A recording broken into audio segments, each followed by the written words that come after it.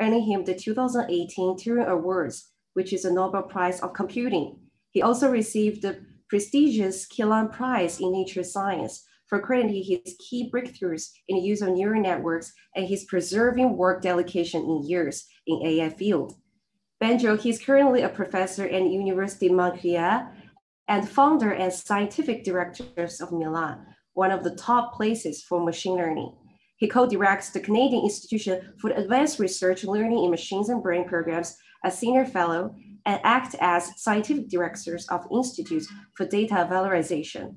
On the top of this, he's someone who truly and deeply cares about making a difference with his work.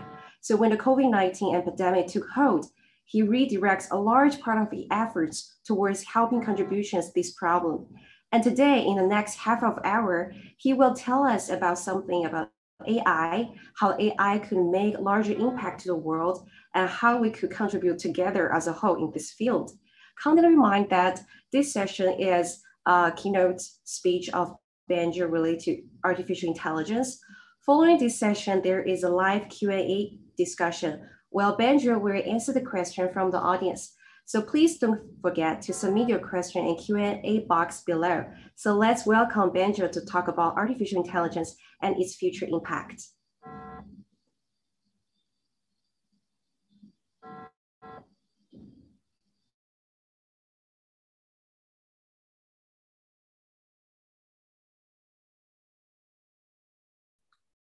And I'm going to tell you today about opportunities and incentives for public good AI.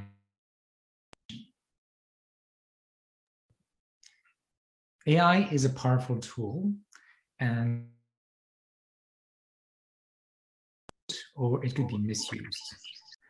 And one thing that worries me is how do we make sure that it's not used in a way that hurts more than it helps? And in general, that's true of any tool that can be very powerful. And so when it misused, it can create a lot of damage. That means we need to have enough wisdom and enough appropriate social structures to make sure that these tools are used for the benefit of all. So there's a kind of wisdom race between the power of our tool and the strength of our wisdom. That's nice in the abstract, but I think a question that's interesting to ask is what can we do practically to push things in the right direction, to regulate and maybe to innovate in how we regulate and incentivize in order to deal with those powerful tools that we're putting in the world.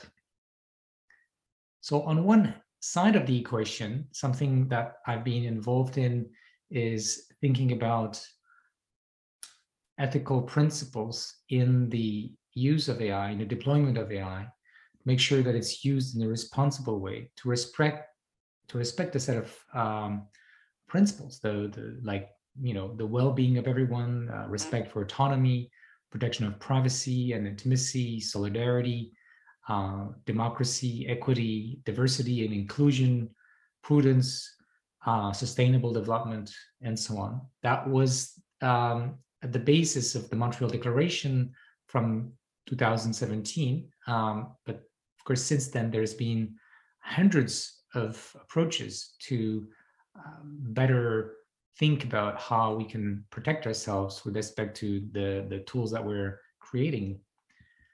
But today, I'm going to look on the positive side. I'm going to try to think with you about the question of how governments can stimulate efficiently AI-based innovation for public good, and especially for long-term public good.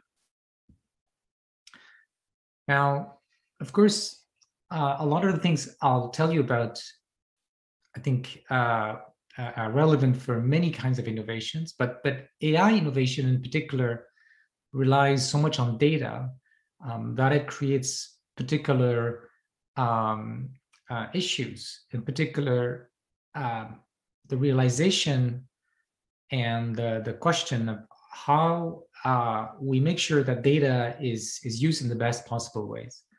Because our current ways of organizing our economies rely on competition to stimulate innovation, but competition leads to monopolies with patents or information being hidden with trade secrets. And that's not really helping innovation. One way to think about this is that knowledge and data, which we use to train AI, are really public goods. There's something common that we can all benefit from and we can all contribute to.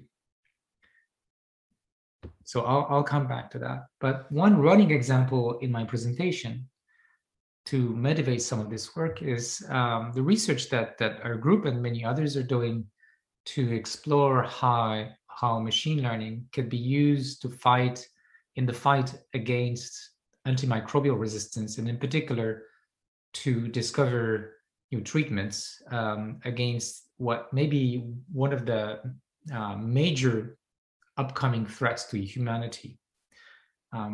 Infectious diseases in general are something we didn't realize until this pandemic, how serious it could be for everyone. Antimicrobial resistance is really coming because we use antibiotics, and that helps pathogens evolve into forms, into variants that are resistant to our treatments.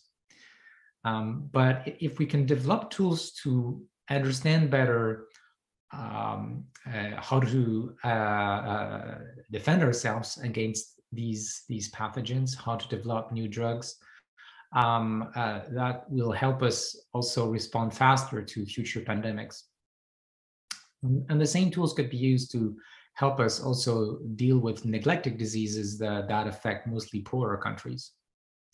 Now, one aspect which makes antimicrobial resistance difficult to deal with, which is beyond the technological questions, is an economic question, that the economic incentives are not there right now for pharmaceutical companies to develop those kinds of drugs, to innovate those needed drugs. And mostly because those drugs have to be used when new drugs are developed, they should be used as a last resort, which means the sales are not going to be sufficient. And so who's going to do the work if the main industry, which is supposed to develop those drugs, is not doing it?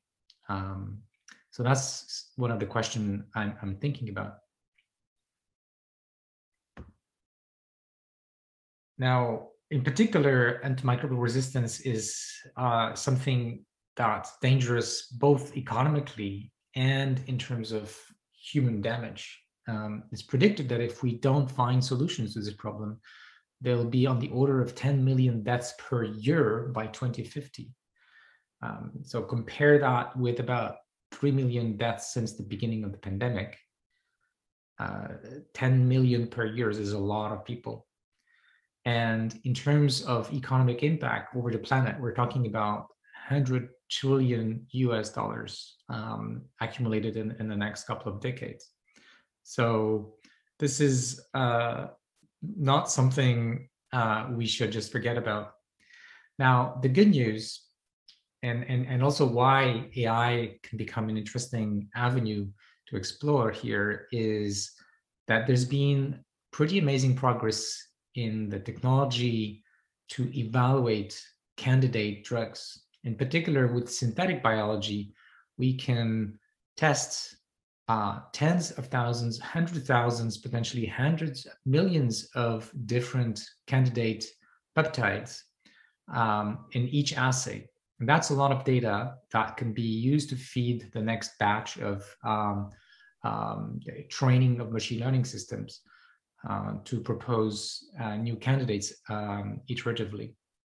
So for example, this can be done by reprogramming the DNA of yeasts so that they would produce those short proteins that are called peptides. And in fact, antimicrobial peptides is something that you find everywhere in nature. So it's actually a very natural kind of treatment. Yet it's also an interesting research problem because we're talking about searching good solutions in the space of about 20 to the 50 possible candidates. So that's 10 to the 60. And it's one that has a major human cost, not just in 2050, but already now. Pathogens like Shigella and Salmonella already kill about 750,000 people per year, mostly children in developing countries. So let's consider a little bit the technical problem. The number of these candidate molecules, let's say in the case of peptides, that could be used as a drug is huge. So 10 to the 60 is a very, very big number. So we're really searching for a needle in the haystack. And unfortunately, most candidates in that huge set are not doing what we want. So there's an exponentially tiny fraction of these that have the properties we are seeking. So how are we going to discover these? Well, how can machine learning help us? Well, the simplest way machine learning can help us is by taking data we have already acquired that says, this therapy or this molecule X yields, such scalar measure of usefulness, performance for doing the job. So we have these XY pairs, and we can train a supervised predictor to approximate the relationship between X and Y as a function of X that approximates Y. Then we can use this to screen candidate molecules from a much larger set that we haven't yet tried. And those that seem promising according to our approximate predictor can then be evaluated in an assay in vitro. And then, of course, the ones that work well in vitro on cells can be evaluated in vivo, for example, in animal models. Okay, that's good. But really what it gives us is a linear speed up, if you think about it as a computer scientist, as I'm thinking. And an important question is whether we can do even better. In fact, we can do a lot better. We can get an exponential speed up compared to just randomly trying things. So if we do local improvements with any form of local optimization, there are many methods. Instead of having to explore around a local minimum a set that's exponentially large of candidates, we just have this trajectory which goes from a random starting point to a local minimum, and that trajectory will typically have a polynomial, maybe a low polynomial, a number of candidates needed to find approximately a good solution, at least locally. If we want to be able to guess good solutions away from those we already know, that's harder, and that is raising really interesting questions in machine learning at the frontier of research, what we call out of distribution generalization. So one way to see what's going on here is local optimization allows us to gradually improve a solution. So let's say solutions are peaks in this function space, and we see three regions where we have already found three types of solutions that work well. So we'd like to be able to guess other places in the space of candidates, in this very high dimensional space, where it might be worthwhile giving it a shot. And there might be a structure that's not obvious, but here I show it as a grid where we have three of the grid points, and this suggests that there's a fourth one there, right? So this is a kind of systematic generalization, as we say in my field, that machine learning methods are being developed to be able to do that kind of thing. And we've experimented with this sort of machine learning method to learn to search in a research program to explore the space of small drug-like molecules. And what we find is that, first of all, you can get that exponential speed up that I mentioned. So the green line here is what you get with a random search. On the x-axis is the number of calls to the oracle, the number of experiments, if you want, that you have to do. And you can see it's on the log scale. So it's 10 to the 2, 10 to the 3, 10 to the 4, and so on. So any straight line here means it gets exponentially harder to achieve a certain level of performance, which is a horizontal line on the y-axis, it takes exponentially more work to find those better solutions. And what machine learning allows us to do is to shift those lines up. That's good.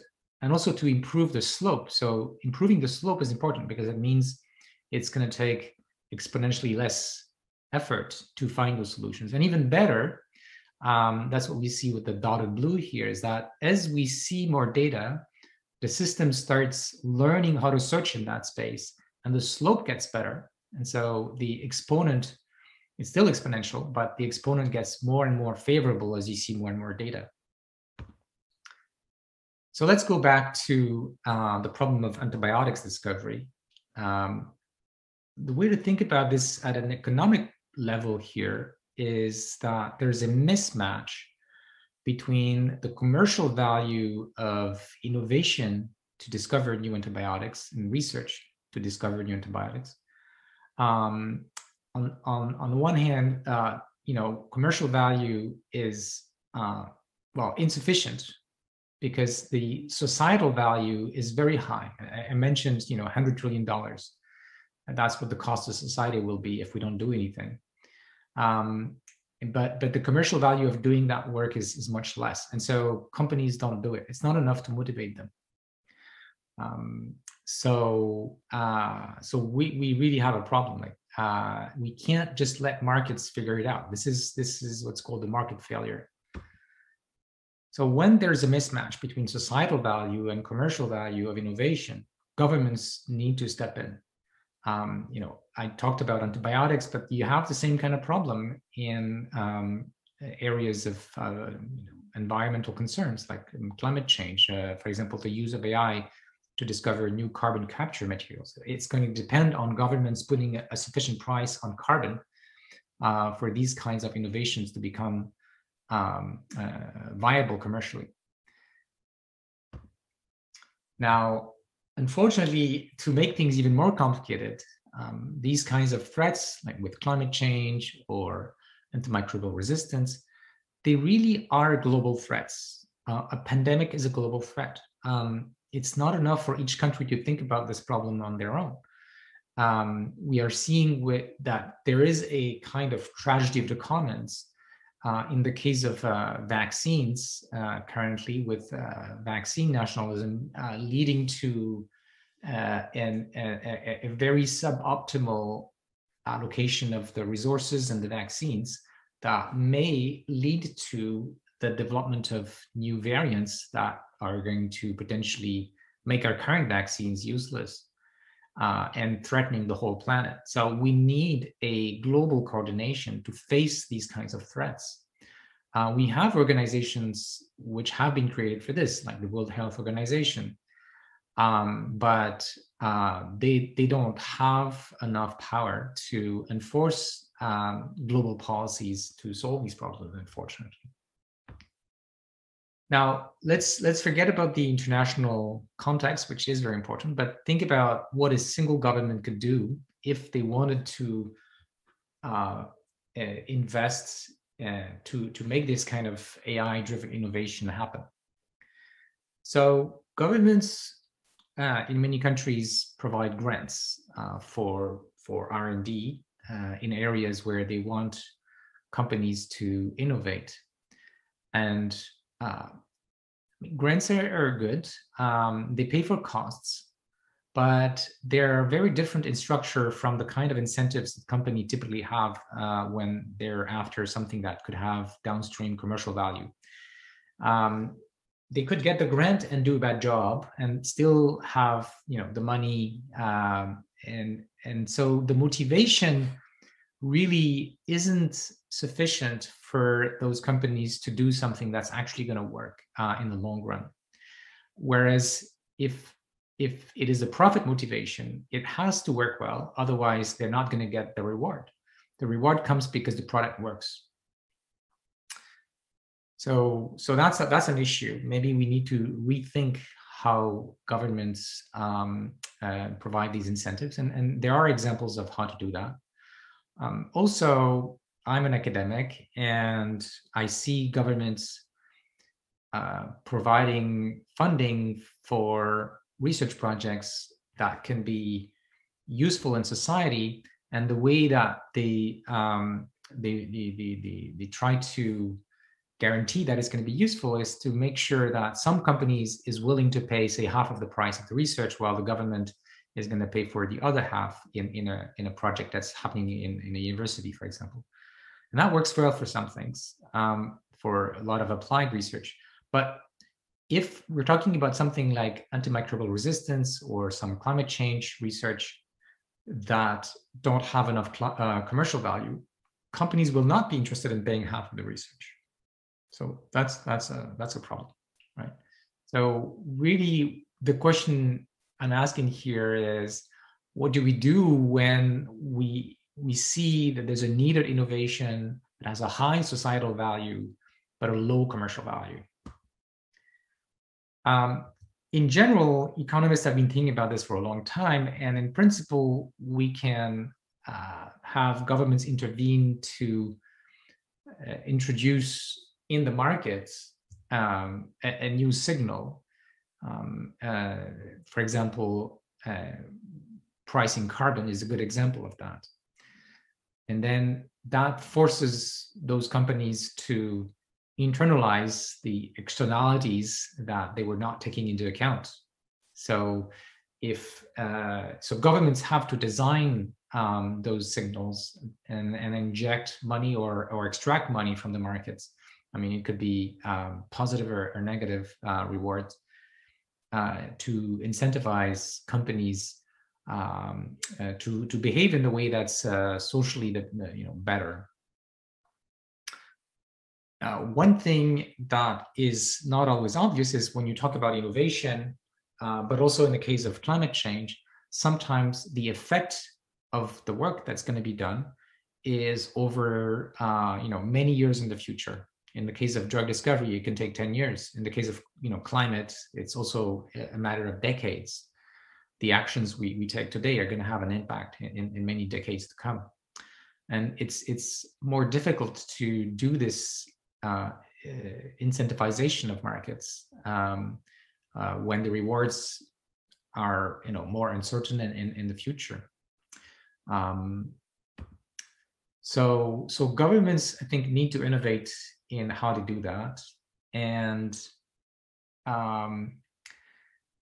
what I think makes a lot of sense is to combine grants, which are good because they de-risk some of the cost of research, with longer term rewards that have to do with the performance of the work, of the innovation. If it works, if it saves lives, then you'll get rewards. And it shouldn't be like a single big reward, but it should be distributed along the way, along milestones, playing a role similar to profits in a sense.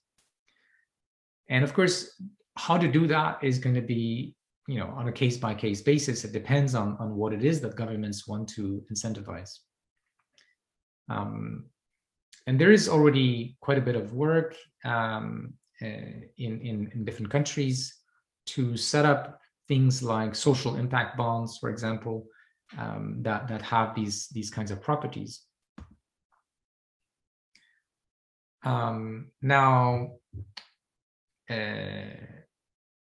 Now there's the question that I talked about at the beginning, which is AI-based innovation really would be more efficient if the research being done was done in a way such that the results and the data in particular are shared. This is unfortunately not happening in the pharmaceutical industry, where all of the data generated, not all, but the vast majority of the data being generated is kept secret. And so if generating the data is usually very expensive, and it means that there's a bit of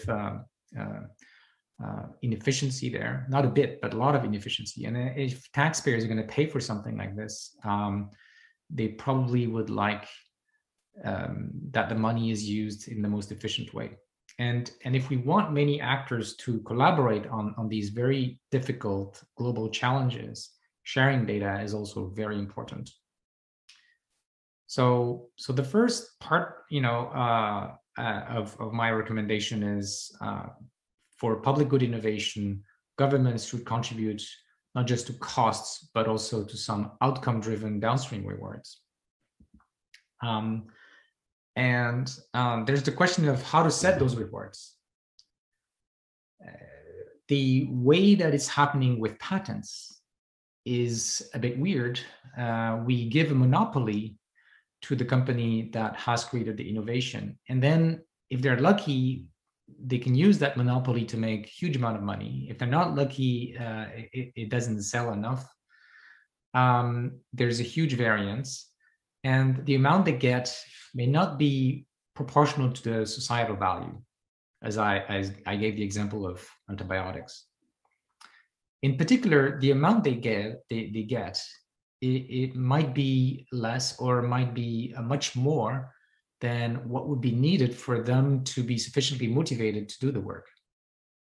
So the real question from the point of view of governments is to set rewards that are just high enough for those companies to do a good job of research and innovation to discover, say, those drugs.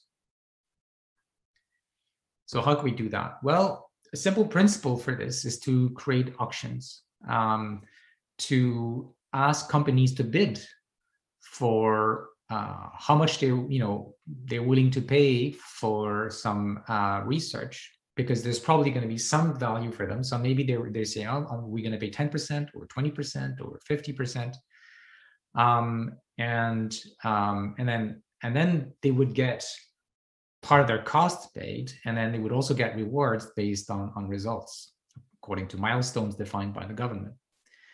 So that would make sure that the price that the government pays at the end is just high enough, right, for that research to be done. Okay, so now let's talk about the knowledge and data aspect of this. We really have to realize that innovation is about generating knowledge and data in the case where AI is involved. And when that data and that knowledge is shared, that leads to very efficient innovation. This is why there is so much enthusiasm in the world for open science. And even in academia, often the data being generated is not shared. So it's very important that universities and governments and research funders insist that the research they're paying for is going to be shared totally, right? That not just the positive results are shared, but everything is shared, including the negative results. Now, why is it important? It's important because we really make progress in science and innovation by building on top of the results that others have already achieved. And it gives a kind of exponential advantage. And in the case of AI, it's even more important because the more data is available, and if it's of high quality, which is something that needs to be sufficiently motivated, the better the results. So the general proposal I have is that when we're talking about government-funded innovation, governments who give out these contracts should tie that funding to an obligation with incentives, in some form of incentives, to do open science and open data, share their data, share their insights, share the results, both with constraints, but also rewards, because we don't want companies to do it half-heartedly. And you can have crappy data, but that's not going to be useful. So you want to have a mechanism that rewards for the data being generated, being used downstream by, say, other organizations trying to solve the same problem or another problem. So the reason this is so important is that it's not just more efficient to share information and share data. It's much more efficient. This is why academia scientific research has been so successful in the last few hundred years. It is because we have been able to communicate, and now we can do it much more efficiently and share our data and share our knowledge that we are accumulating along the way. It's a little bit like compound interest, right? So each discovery can build on top of the toolbox of concepts and discoveries and data that previous research has generated, and it's like compose with the new work. So we really would like to be able to achieve something like this efficiency for industrial innovation as well. And we can't just tell companies you have to share data. I mean, maybe that's something that should be done anyways, but we have to think about it in the context that they're in, especially if you consider a particular country.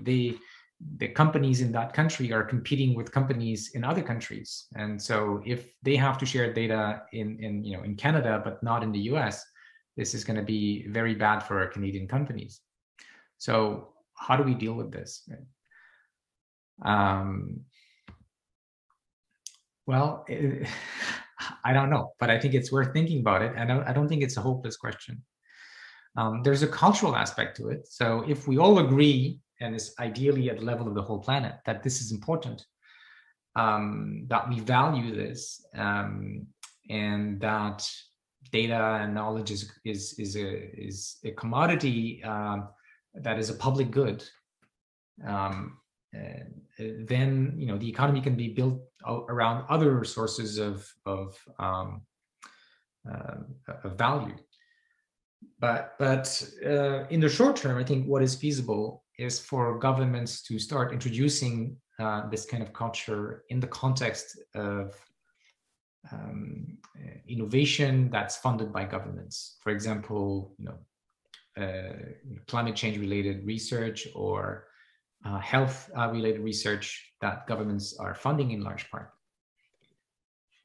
And then we can turn this international thing, on its head, and you can have multiple governments saying, well, we would all like, say, to discover better carbon capture materials or better antibiotics. So why don't we pool our resources? Why don't we say, if I discover something, you can have it, but vice versa. And so we reduce the cost in some sense of that research. That it's easy to say, but it's maybe harder to do. But I think we should strive towards that direction. So what makes it difficult is that it's an example of tragedy of the commons, something that we see also happening in general, and where there's a global externality, like in the case of climate. And the only way around this is some form of fairly strong international coordination, ideally with sufficient teeth to make sure that countries that don't go along the route of participating in those efforts are going to be losing. So their self-interest is going to be to embark in these deals. By default, the self-interest of each country is to let the others do the work, do the hard work, whether it's about greenhouse gases or it's about research.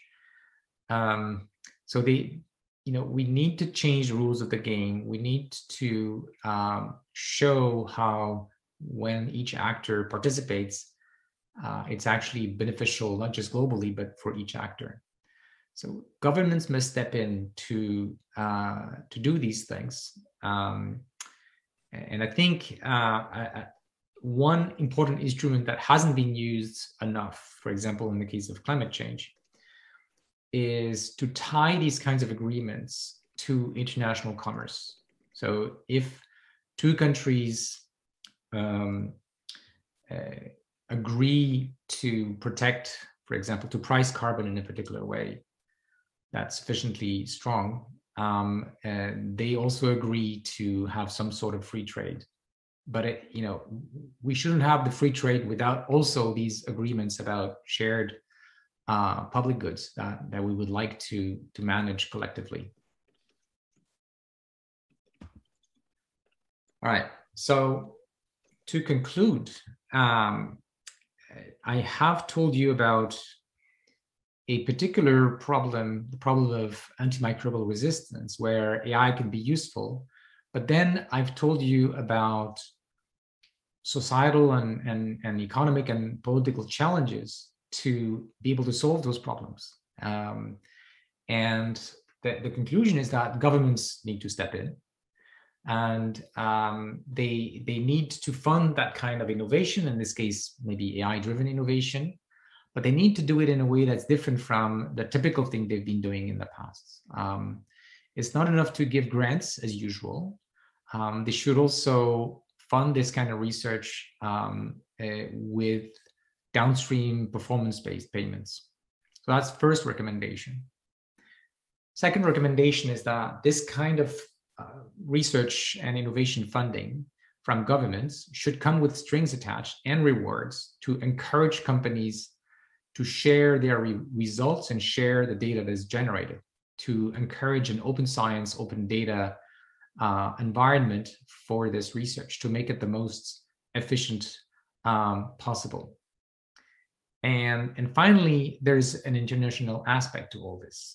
Governments should coordinate among themselves to make sure that these efforts are going to be done in the most efficient way globally. That would allow them to share costs, to pool the resulting knowledge, and to increase the chances of us dealing with those global threats, like antimicrobial resistance or climate change. So thank you for your attention, and I will be happy to answer your questions now. Well, thank you. Thank you, Professor Bengio, for sharing your insights about artificial intelligence. It's very true that governments should increase their collaborations to share the cost and really improve the progress of artificial intelligence. There are some great questions in the Q&A box below. I saw you answer some of them, but I still like to share the question to the larger audience. So concerning about the data, there is a great question concern about for the AI to work well, we definitely need a lot of data set, right? So what's your perspective on the trade-off between the convenience of data-driven artificial intelligence and potential risk, especially as you mentioned during the presentation, maybe gonna influence some privacies or etc. Actually, what realistic risk of other data abuse gonna be appear? Thank you. Yes, thank you for the question. This is a difficult challenge, but it's one that we can deal with. It's just like anything that has dual use. If you think about what governments are doing for flying in airplanes or dealing with manipulation of dangerous chemicals or nuclear residues, something, we create regulation that tries to steer companies and individuals away from the misuse or the nefarious uses of the technology, while still making it easy for innovation to progress. And there's a lot of work around the planet across many organizations, OECD, the UN, GPI, which is a new organization that I'm part of, a global partnership on AI, where people are trying to help governments draft new regulations and laws. So for example, recently, European Union has come out with probably the most comprehensive regulation around AI. For now, it's just a proposal, but it's likely that something like this is going to go through, and then probably other countries are going to do similar things. So it's not easy work, but we've done it in other sectors. We can do it for managing data and managing AI. Great. As you mentioned, different governments are always proposing new regulations for the AI improvements, right? You mentioned Europe have such proposals. So do US and China. From your perspective, what do you think about the regulation differences in these three areas? And can you tell us the perspective? How do you think about the current regulation status? Do you think their progress is good enough for the AI improvements? Well, I'm not a legal expert, but from what I see, we're just at the beginning of an evolution of changes in regulation to help protect the public. But we have to be careful. We do this in a way that's rational and draws the line just where it needs to be. So I'm going to give an example of something I know from closer, because it's what we have here in Canada about data privacy in healthcare. So, the application of AI in healthcare is one of the most promising in terms of positive impact in society. Unfortunately, personal data coming from the healthcare system, raises a difficult privacy issue. And what has happened up to now is that privacy has been the dominant value to decide how to regulate, so much that it's very, very difficult for companies or academics to innovate or actually to deploy new technology. Even if they have a solution, they can't deploy it. And so there's a change in culture that needs to happen as social norms change, as people understand better the potential benefits as well as the potential dangers. I think we can take better rational decisions, and governments need to understand this is important for their economic development, for their social development, for the healthcare. They need to put a bit more priority on this. Unfortunately, governments don't have a large attention span, but I think it's going to happen. And it takes work, and it would be much better if you ask me about different countries. Much better if different countries coordinate, because if we have very different rules across different countries, it's going to be much more expensive to innovate and deploy new technology. If, of course, each country is doing whatever they want, but it's in everybody's interest to agree on a kind of template so that you don't need to build 50 different versions of the same product for 50 different countries.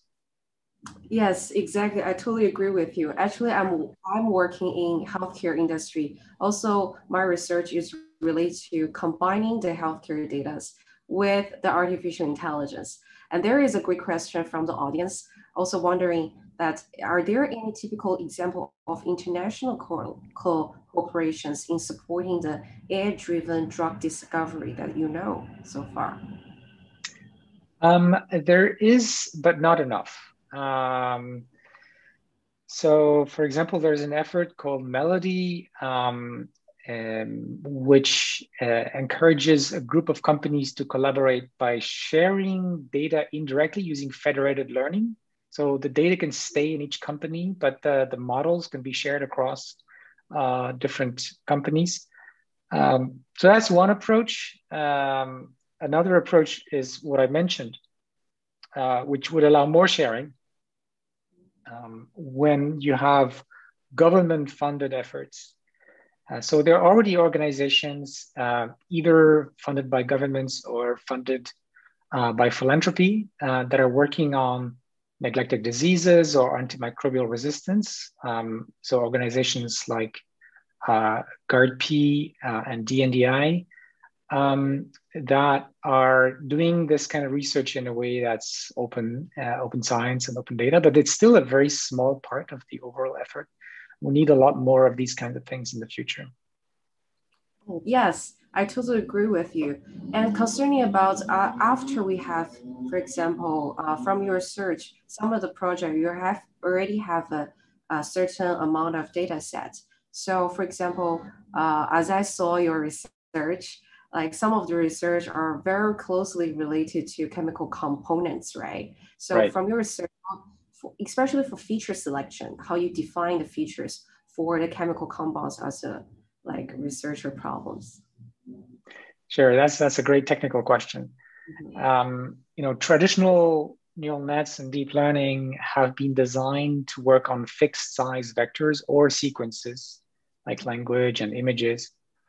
But in the last few years, there's been a kind of a little revolution in the tools in our deep learning toolbox that allow us now to operate on essentially any data structure, and in particular graphs. So graph neural networks and transformers and other similar kinds of deep learning architectures allow to operate on sets or graphs. And so we can basically work on the raw representation of the chemical structure as seen in the graph. And then we can let deep learning discover those features. So we don't need to do feature selection. It's going to be the machine learning system that will discover those features such that they're useful to make the predictions or the classifications that we care about. Yes, yes. That's so, especially when you mentioned the classification.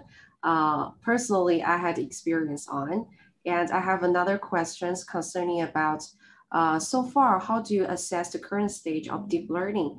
Based on what I've learned so far, the deep learning is majority used on the bioimaging field. If it's concerned about healthcare, correct me if I'm wrong.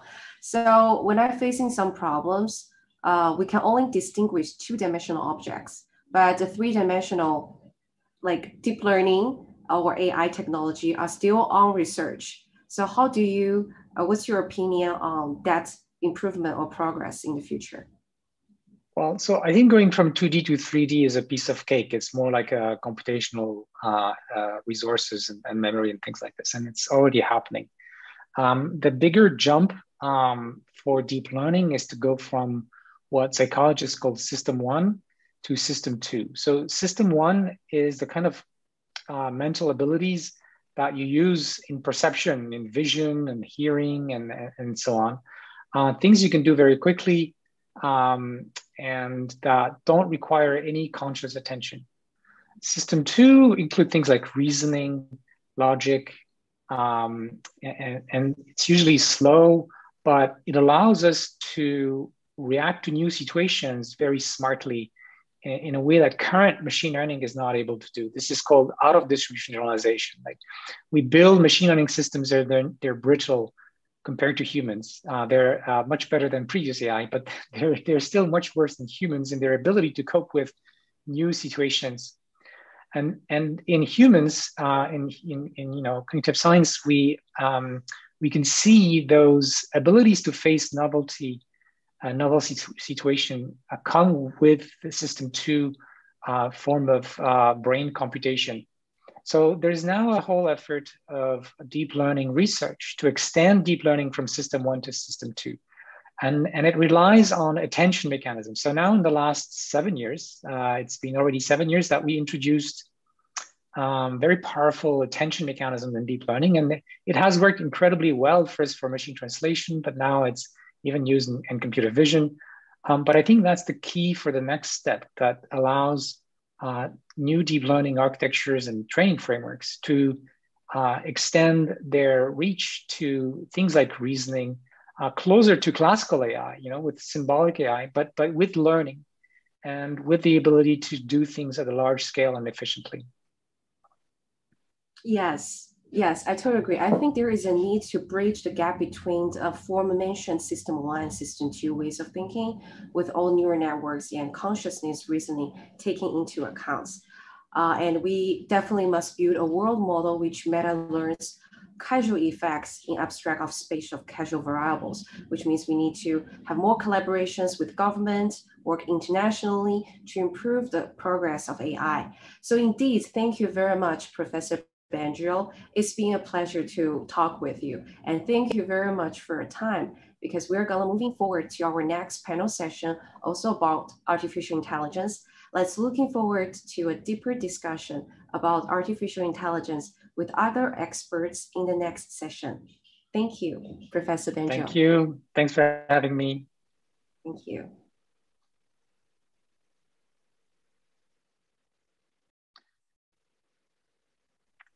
Bye-bye. Bye-bye. Let the audience stay tuned for the next discussion panel session about artificial intelligence. And thank everybody for your attention and time.